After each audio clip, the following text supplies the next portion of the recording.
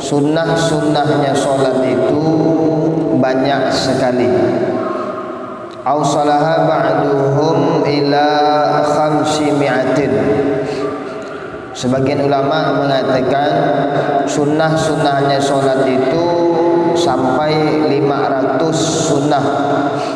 Wa ba'duhum ila 8 sunatin. Sebagian mengatakan sampai 800 sunnah. Wa ba'duhum ila 1000 sunatin. Dan sebagian ulama mengatakan bahwasanya sunnah-sunnah solat itu ada 1000 sunnah. Ya, ada 1000 sunnah.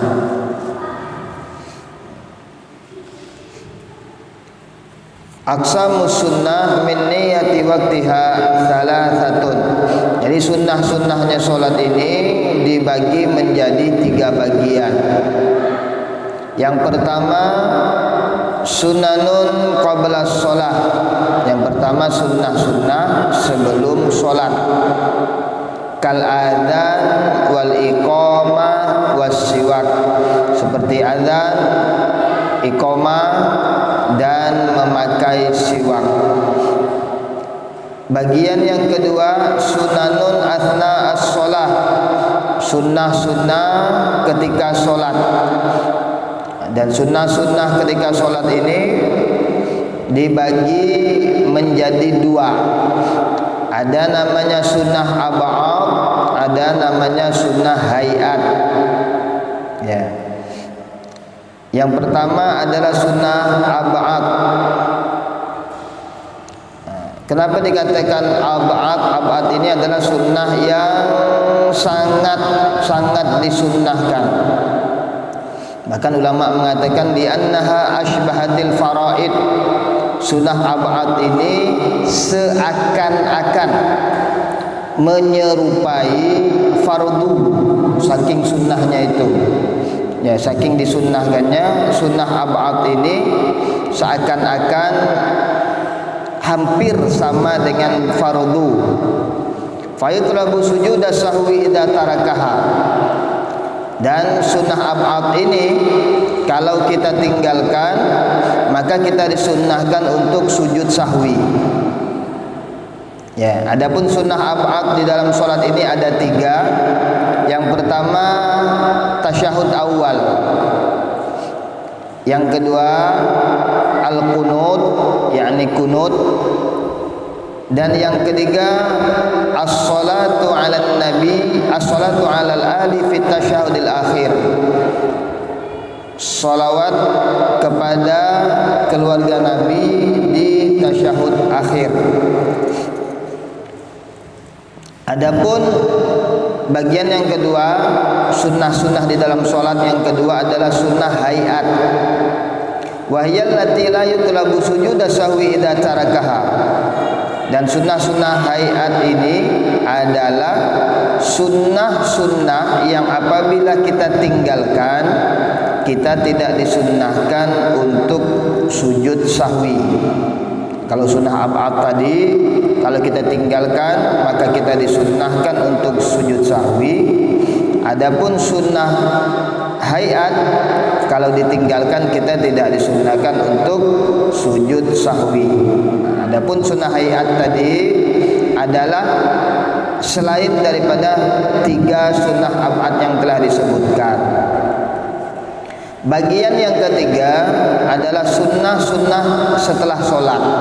Jadi ada sunnah sebelum sholat, ada sunnah ketika sholat, dan yang ketiga adalah sunnah-sunnah setelah sholat. Seperti apa? Seperti zikir, kemudian duduk setelah sholat, itu adalah sunnah-sunnah. Nanti kita jelaskan secara terperinci. Yang pertama, sunnah-sunnah sebelum sholat. Di antara sunnah-sunnah sebelum sholat yang pertama adalah adzan. Adzan. Adzan secara bahasa artinya al-i'lam, pemberitahuan. Di adzan secara bahasa artinya i'lam, memberitahu. Wa syar'an dzikrun makhsusun matlubun li sholatin maktubah. as-salat 'alal a'yan. Secara syara ini adalah zikir ataupun bacaan khusus yang dilakukan untuk memberitahu seseorang atau memberitahu orang lain bahwasanya telah sampainya waktu sholat. Ya. Fadlul adzan, keutamaan adzan. Keutamaan adzan ini banyak sekali. Di antaranya yang pertama firman Allah Subhanahu wa taala di dalam surat Fussilat ayat 33 yang berbunyi a'udzubillahi minasyaitonir rajim wa man ahsanu qawlan mimman da'a ilallahi wa 'amila shalihan wa qala innani minal muslimin. Di sini disebutkan wa man ahsanu qawlan, tidak ada perkataan yang lebih baik mimman da'a ilallah, selain dari perkataan orang yang mengajak kepada Allah Subhanahu wa taala, atau perkataan orang yang memanggil, mengingatkan kita kepada Allah Subhanahu wa taala.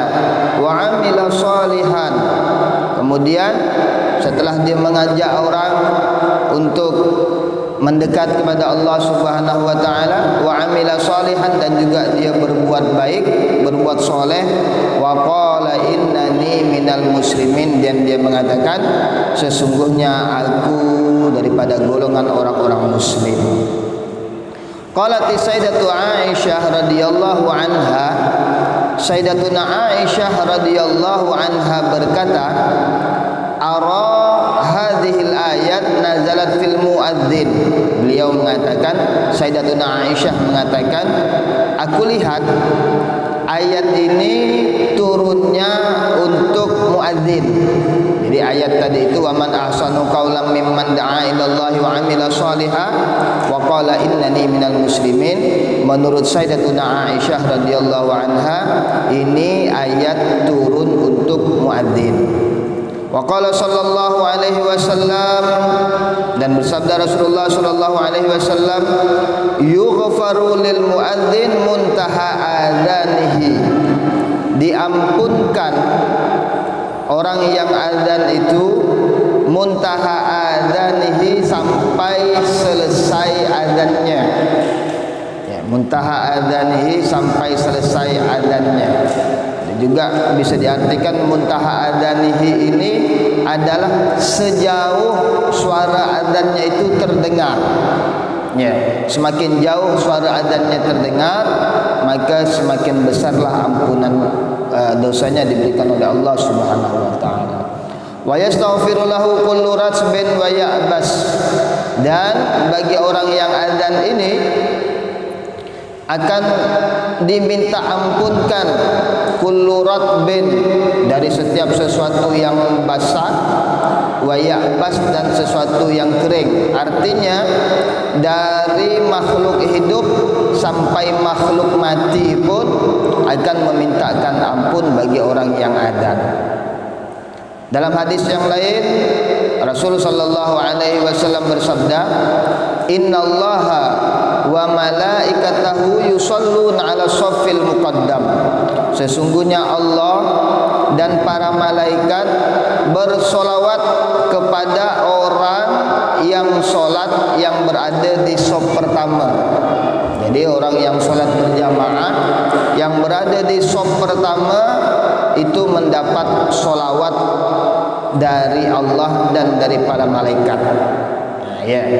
Kalau kita lihat dari pengertian solawat di sini adalah solawat dari Allah Subhanahu wa taala, artinya ampunan dari dosa, dan solawat dari malaikat artinya malaikat mendoakan kita untuk kebaikan. Wal muadzin yughfar lahu mada sautihi, dan seorang muadzin diampunkan dosanya sejauh suaranya atau sepanjang suaranya. Wa saddaqahu man sami'ahu min ratbin wa ya'bas, dan membenarkan perkataannya membenarkan perkataan orang yang azan itu setiap sesuatu benda yang hidup dan benda yang mati. Walahu ajru man shalla ma'ahu, dan ini pahala yang besar yang didapatkan seorang muadzin. Dia akan mendapatkan pahala sebanyak orang yang datang solat. Ini keutamaan muadzin ni. Jadi dia dapat pahala sebanyak orang yang datang solat. Semakin banyak orang datang solat, maka semakin banyak muadzin tu dapat pahala. Besok-besok biasa kan orang tak mau azan ni, rebut apa? Bertundung-tundung mau azan. Tapi insya-Allah dengan dengar hadis ini rebutan mau azan. Ya. Al-muadzin dalam hadis yang lain, al-muadzin atwalun nas a'nakan yaumal qiyamah. Muadzin itu kata Rasul sallallahu alaihi wasallam paling panjangnya leher seseorang nanti di hari kiamat.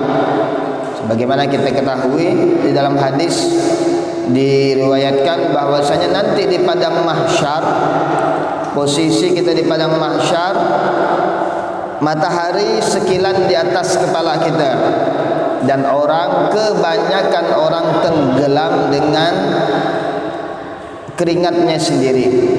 Dan di antara orang-orang yang selamat adalah para muadzin.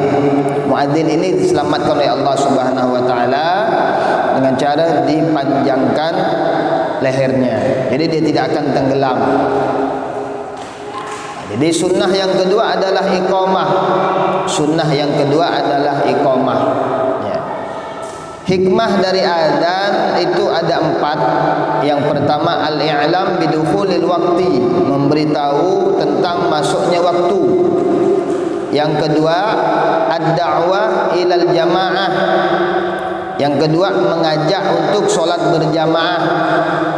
Yang ketiga, hikmah dari azan yang ketiga al-i'lam bi maudhi'il jamaah, memberitahu tempat solat berjamaah. Dan yang keempat izharu sya'airil Islam.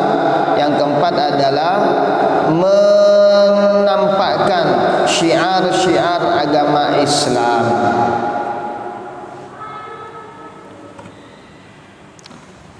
Selanjutnya aqsamus salawat min nahiyatil adzan wal iqamah. Nah, ini perlu kita perhatikan.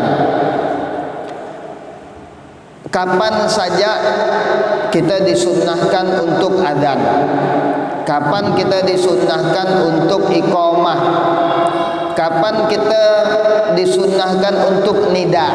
Nah, nida itu artinya seperti kita biasa lakukan as-salatu tarawih misalkan. Ada solat yang tidak disunnahkan untuk azan, tidak disunnahkan untuk iqamah, bahkan tidak disunnahkan untuk nida. Yang pertama solat yang disunnahkan untuk azan dan iqamah, wahwal maktubatul khamsu wal jumu'ah. Jadi solat yang disunnahkan untuk azan dan iqamah adalah solat 5 waktu dan juga solat Jumat. Ya, ini bagian yang pertama. Yang kedua, ada solat yang disunnahkan iqamah tapi tidak disunnahkan azan. Wahwa idza jama'a baina sholatain aw qadha faraida mutawaliyah. Ini adalah kalau seorang melaksanakan menjamak solat. Menjamak solat yang disunnahkan azan dan iqamah hanya solat yang pertama. Ketika salam mau solat yang kedua tidak disunnahkan lagi untuk azan, tapi cuma disunnahkan untuk iqamah. Begitu juga orang yang mengqadha solat, banyak qadha solatnya, berapa waktu misalkan, maka yang disunnahkan azan dan iqamah hanya solat yang pertama. Adapun solat-solat berikutnya hanya disunnahkan untuk iqamah saja. Ya. Kemudian bagian yang ketiga, ada solat tidak disunnahkan azan, tidak disunnahkan iqamah, tapi disunnahkan nida. Nah, Ya, disunnahkan nida. Apa itu? Wa huwa fin nawafil lati tusyra'u fihal jamaah. Salat sunnah yang dianjurkan untuk berjamaah. Seperti apa? Seperti solat 2 hari raya, Idul Fitri dan Idul Adha. Wal khusufain, solat gerhana, baik itu gerhana matahari maupun gerhana bulan. Maka itu disunnahkan nida. Seperti solat Idul Fitri misalkan, as-salatu li'idil fitri rahimakumullah. Itu namanya nida. Ya. Tarawih, as-salatu sunnatat tarawih jami'atan rahimakumullah. Itu namanya nida, sunnah. Ya. Setiap solat sunnah yang disunnahkan untuk berjamaah, maka disunnahkan untuk nida. Tidak disunnahkan adzan, tidak disunnahkan untuk iqamah. Dan bagian yang keempat, qismun la yusannu fihil adzan wal iqamah wala nida. Yang keempat, solat tidak disunnahkan adzan, tidak disunnahkan untuk iqamah, juga tidak disunnahkan untuk nida. Solat apa itu? Adalah solat sunnah yang tidak disunnahkan berjamaah. Seperti solat tahiyatul masjid, solat wudu, qabliyah, ba'diyah, solat tahajud, solat duha. Nah, itu tidak disunnahkan adzan, tidak disunnahkan iqamah, tidak disunnahkan nida. Nah, seperti itu. Nah, jadi ini sedikit mau saya sampaikan. Jadi kalau kita solat berjamaah, solat 5 waktu, solat zuhur, asar, maghrib, isya, cukup yang disunnahkan adzan dan iqamah. Jadi tidak disunnahkan lagi nida. Tidak disunnahkan lagi kita mengatakan as-salatul jamaah rahimakumullah. Tidak disunnahkan. Yang disunnahkan adzan dan iqamah. Dan yang disunnahkan bagi sang imam adalah untuk menyerukan sufufakum, atau bahasa Indonesianya lurus dan rapatkan safnya, sambil melihat kepada jamaah yang di belakang. Artinya safnya sudah lurus belum, sudah rapat belum, kan? Karena ada hadis yang mengatakan saw sufufakum fa inna tasfiyatas sufuf min iqamatis shalah. Lurus dan rapatkan shaf kalian, karena lurus dan rapatnya shaf itu termasuk kesempurnaan salat berjamaah. Ya, itu hadisnya. Mungkin sampai di sini ada yang mau ditanyakan, silakan. Dimulai dengan azan dan iqamah, maka tidak dianjurkan untuk nida, ya. Seperti kita biasa dengar, sering terjadi hal itu. Nah, ketika itu terjadi, setelah tujuannya rahimakumullah, hukumnya jatuhnya apa? Mubah atau makruh? Ya, baik. Ya, karena ini tidak disunnahkan. Ketika kita lakukan, ya tidak dapat apa-apa. Ya. Bahkan yang disunnahkan itu adalah untuk mengatakan lurus dan rapatkan shaf. Nah, itu yang disunnahkan. Ya, lebih afdol kita melakukan hal-hal yang disunnahkan ketimbang daripada hal-hal yang tidak disunnahkan, gitu kan? Tapi kalaupun dilakukan pun dia tidak apa-apa. Artinya tidak berdosa, tidak juga dikatakan sesat, tidak. Iya, nah, cuma tidak disunnahkan. Baik, mungkin ada yang lain, silakan. Tentang nada ataupun lagu ajan. Kalau saya dengar itu kan bermacam-macam nih. Lain orang, lain enggak lagunya, lain enggak nadanya ajan. Nah, itu apakah memang dibolehkan atau ada aturan baku, Ustaz? Baik. Ajan. Ya. Untuk azan disunnahkan dengan tartil. Ya. Bahkan hukumnya makruh kalau terlalu berlagu-lagu, terlalu benar, yaitu lagunya terlalu berlekok-lekok lah, berlebih-lebihan gitu. Itu bahkan hukumnya makruh. Makanya kita kalau mungkin pernah ke Saudi, itu biasanya yang suara azan yang hanya berlagu-lagu itu hanya Masjidil Haram. Masjid-masjid sekitarnya kadang azan tuh lurus-lurus ya. Apalagi kalau di Hadramut di Yaman, memang betul-betul tidak pakai nada sama sekali, pakai tartil ya. Allahu Akbar, Allahu Akbar, Allahu Akbar, Allahu Akbar. Jadi lurus-lurus ya. Makanya kalau kita mungkin pernah menonton film itu tentang Nabi, itu kan diantaranya pembuatan film itu juga melihat dari riwayat-riwayat hadis. Adzannya kan tidak berlagu-lagu itu, lurus ya gitu kan. Nah, seperti itu. Mungkin ada lagi yang lain, silakan. Ya silakan Pak. Masalah azan subuh. Ya. Itu ada yang membawa as-salatu khairun minan naum. Ada yang as-salatu khairun minan naum. Yang mana yang tepat dan apa penjauhannya? Iya, baik. Yang tepat adalah naum, pendek. Ya. Nun, waw, mim. Naum. Bukan naum. Naum itu lain lagi nanti artinya. As-salatu khairum minan naum. Naum, an-naum. Naum itu artinya tidur. Jawabannya saddaqta wa bararta wa ana dzalika minasyahidin. Wa ana ala dzalika minasyahidin. Ya. Saddaqta wa bararta wa ana ala dzalika minasyahidin. Ada juga di sini yang panjangnya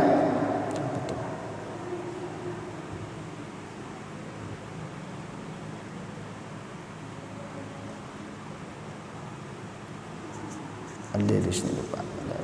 Nanti insyaallah nanti ada juga anunya. Ada jawabannya gini.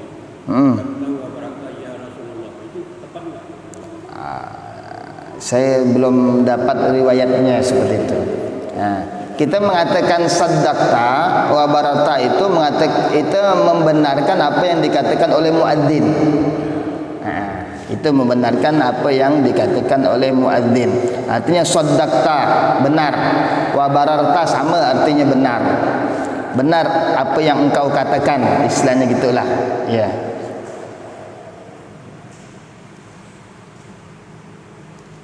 Ada lagi mungkin?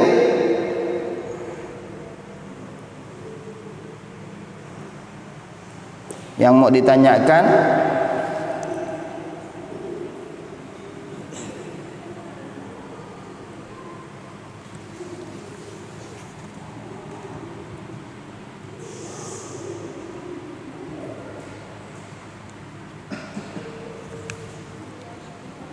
Kalau tidak ada, mungkin kita lanjutkan sedikit isya jam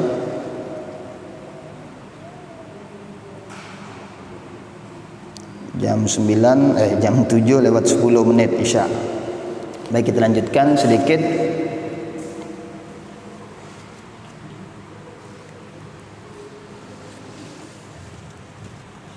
Syurut sihhatil adzan wal iqamah.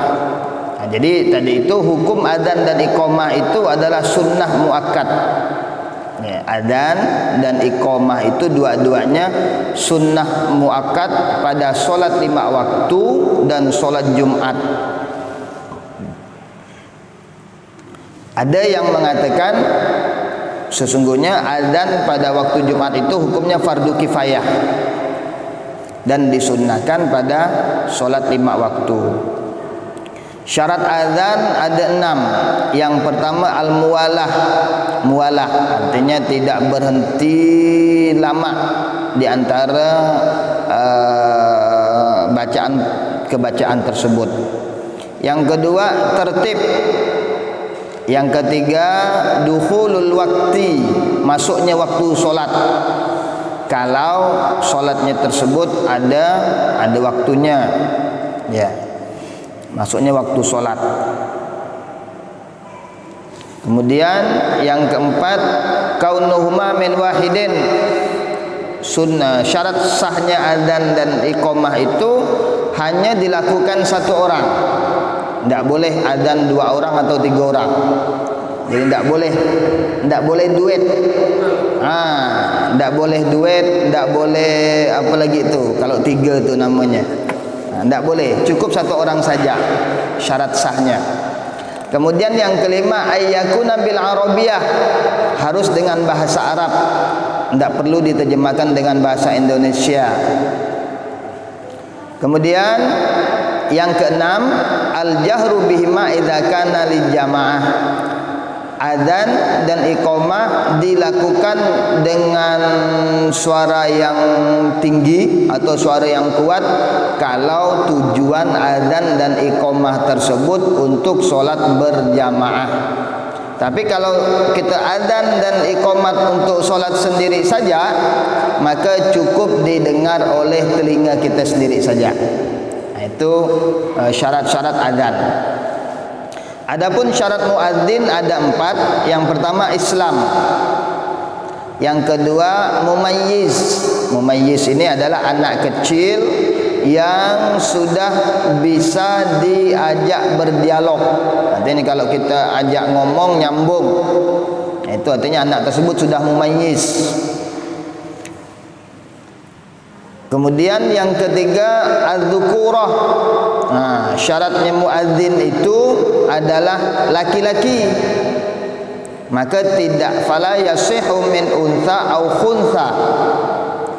Maka tidak disunnahkan, tidak boleh azan itu perempuan ataupun banci. Bi khilafil iqamah, kecuali iqamah. Iqamah boleh dilakukan oleh perempuan. Awil jama'atin nisa. Yang ketiga juga boleh dilakukan azan kalau seandainya boleh perempuan azan kalau solatnya itu hanya dihadiri oleh perempuan saja. Tapi azannya tidak sekuat azannya laki-laki, seperti itu. Ya. Biasanya ini kan di pondok-pondok pesantren yang putri, biasanya itu khusus untuk pondok putri, maka tetap dilakukan.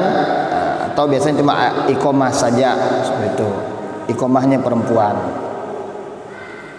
Kemudian syarat yang keempat, ayyakuna 'arifan bidukhulil waqti. Muadzinnya itu harus mengetahui masuknya waktu. Muadzinnya harus mengetahui masuknya waktu. Sunnah-sunnahnya adzan. Ini banyak sunnah-sunnahnya adzan ini. Yang pertama tartil. Tartil artinya bacanya bacaan tartil.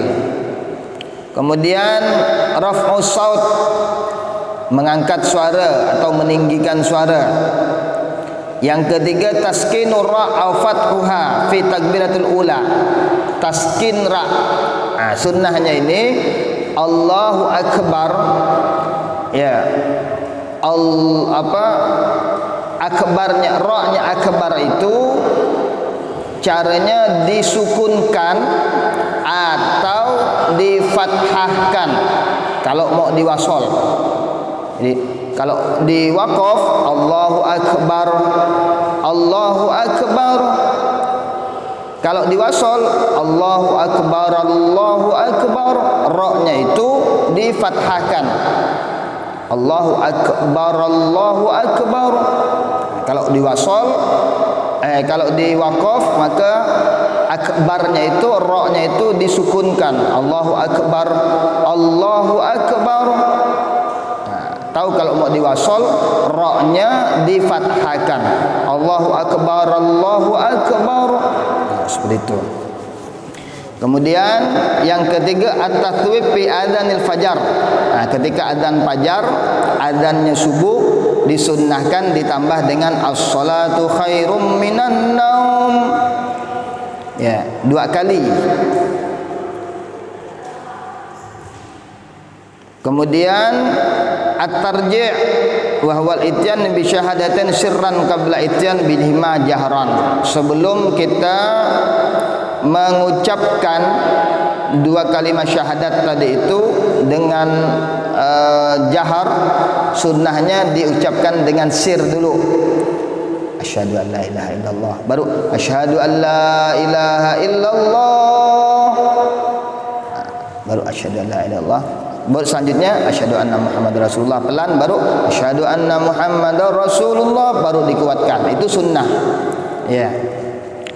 Kemudian yang keenam, sunnah yang keenam, wad'ul muadzin isba'aihi al-musabbihatin fi udunaihi. Sunnah yang kedua, disunnahkan bagi muadzin meletakkan jari telunjuknya ke telinga. Itu hukumnya sunnah. Ya, meletakkan 2 jari telunjuk ini ke telinga, itu hukumnya sunnah. Yang ketujuh, al-iltifat inda hay'alah. Ketika hayya 'ala shalah dan hayya 'alal falah disunnahkan untuk menoleh.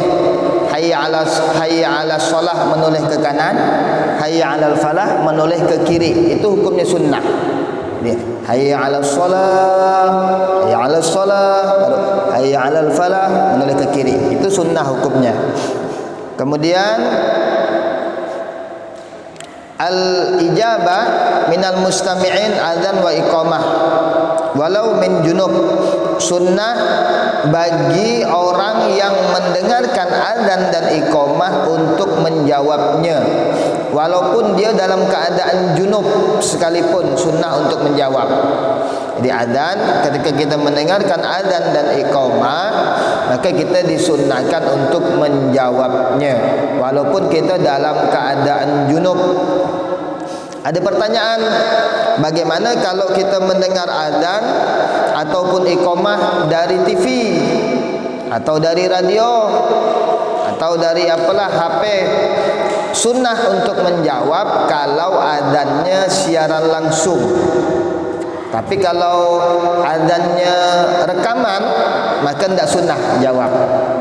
Tapi kalau adzan di TV tersebut siaran langsung atau di radio siaran langsung adzannya, maka sunnah kita jawab. Tapi kalau rekaman maka tidak sunnah dijawab. Itu hukumnya. Kemudian yaqula ba'da sama'i syahadat tsaniyah wa anna asyhadu anna Muhammadar Rasulullah. Nah, ketika kita mendengar syahadat yang kedua, kita mengatakan wa anna asyhadu anna Muhammadar Rasulullah, radina billahi rabba wa bil islami dina wa bi Muhammadin nabiyya. Kemudian menjawab hayya 'alas shalah dan hayya 'alal falah, kita mengatakan saddaqta wa bararta wa bihaqqin nataqat wa ana ala dzalika minasyahidin. Ini jawaban, bukan, maaf, ini jawaban untuk tadi itu, untuk as-salatu khairum minan naum. Jawabnya saddaqta wa bararta wa bihaqqin nataqat wa ana ala dzalika minasyahidin. Biasa kita cuma saddaqta wa bararta wa ana ala dzalika minasyahidin. Sunnah selanjutnya doa setelah azan. Ya, Allahumma rabb hadhihi da'wati tammah wa salatil qa'imah ati sayyidina Muhammadin al-wasilah wal fadilah wa darajatan 'aliyatan rafi'ah wa ba'athul maqama mahmudal ladzi wa'adtahu innaka la tukhliful mi'ad. Ditambah lagi dengan doa Allahumma inna nas'alukal afwa wal afiyah fid dunya wal akhirah. Ditambah lagi dengan doa Rabbighfirli wa liwalidayya 5 kali, atau Rabbighfirli warham Rabbighfirli wa liwalidayya warhamhuma kama rabbayani shaghira 5 kali. Sunnah hukumnya setelah azan. Rabbighfirli wa liwalidayya warhamhuma kama rabbayani shaghira. Dan disunnahkan juga untuk mendoakan anak kita setiap azan doakan anak kita. Apa doanya? Allahumma barik lana fi dzurriyyatina wa la tadurruhum wa waffiqna wa waffiqhum li ta'atika warzuqna birrahum. Itu sunnah hukumnya. Doakan anak kita setiap azan. Bayangkan Bapak Ibu sekalian, agama mengajarkan kita untuk senantiasa mendoakan anak kita, bahkan setiap azan kita doakan anak kita, ya, agar mereka menjadi anak-anak yang berbakti kepada orang tuanya. Ya, jadi jangan kita putus asa sebagai orang tua, doakan terus anak kita. Ya, mungkin hari ini dia belum bisa baik, katakanlah doa kita terus, doa untuk yang baik, insya-Allah anak tersebut menjadi anak yang baik.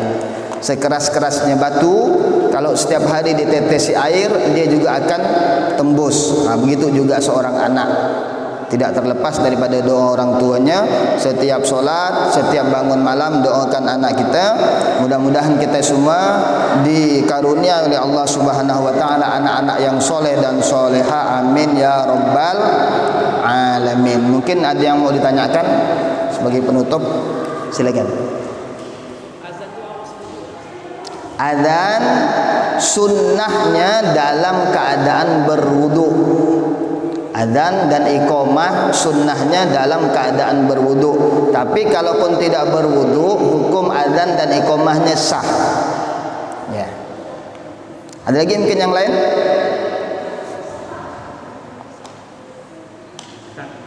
Bolehlah kita doakan dengan bahasa Indonesia? Boleh, boleh. Doa baik di dalam solat maupun di luar solat boleh dengan bahasa Indonesia. Ya. Boleh dengan bahasa Indonesia. Ada tak riwayat mengatakan bahwa kalau tak ada azan satu waktu akan berdosa satu kampung? Ya, nah itulah tadi itu. Ya, makanya ada ulama yang mengatakan bahwasanya hukum adzan itu fardu kifayah. Ya. Karena tadi, tapi kalau menurut mazhabnya Imam Syafi'i tetap hukumnya sunnah muakkad, sama dengan hukum sholat berjamaah. Tuh. Ya. Bahkan ada riwayat yang mengatakan adzan itu sebagai penolak bala. Adzan dan iqamah di suatu kampung itu sebagai penolak bala. Pernah ada riwayat mengatakan Allah mau menurunkan azab, mau menurunkan bala di suatu kampung karena tidak ada azan dari beberapa waktu.